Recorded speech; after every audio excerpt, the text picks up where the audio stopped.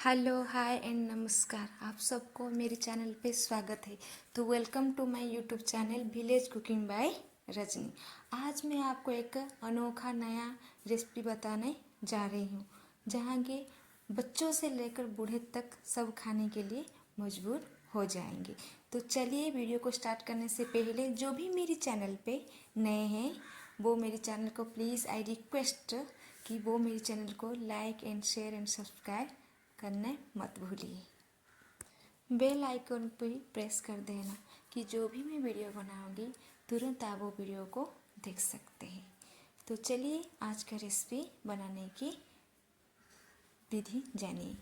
तो मैं यहाँ पे 1 किलो चावल, जो भी चावल आप लोग के घर में यूज करते हैं आप वो चावल ले सकते हैं। क्वालिटी वाला चावल नहीं चाहिए, आप जो भी चावल घर पे यूज करते हैं वो भी चावल आप ले सकते हैं। तो मैं यहाँ पे 1 किलो चावल लिया हूँ। तो मैं इस चावल को अच्छे से वॉश कर दिया हूँ, रात में ही उसे मैं भिगो के रखा था।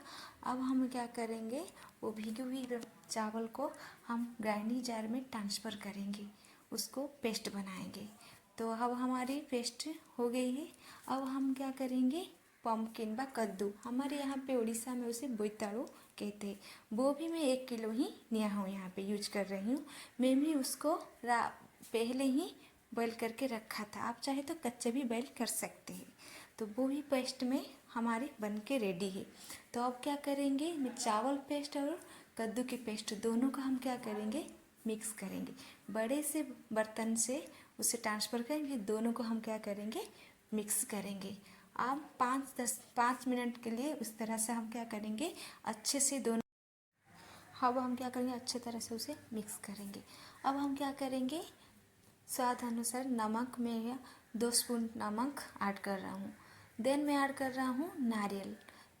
मैं एक नारियल यहाँ पे टुकड़े टुकड़े करके यूज कर रहा है। आप चाहे तो ड्राई फ्रूट भी आपके पास है तो यूज कर सकते। अब मैं क्या करूँगी ना, 500 ग्राम चीनी यहाँ पे ऐड कर रही हूँ। ये जो भी रेसिपी मैं बनाने जा रही हूँ वो जितना मीठा आएगी आपको खाने के लिए बहुत अच्छा लगेगा। इन सबको अच्छे तरह से हम क्या करेंगे, मिक्स करेंगे। तो अब क्या करेंगे, हम चूल्हे पर तावा रखेंगे, तावा को हम गरम करेंगे। गरम हो जाए तो फिर हम उसे के ऊपर क्या करेंगे, ऑयल को डालेंगे।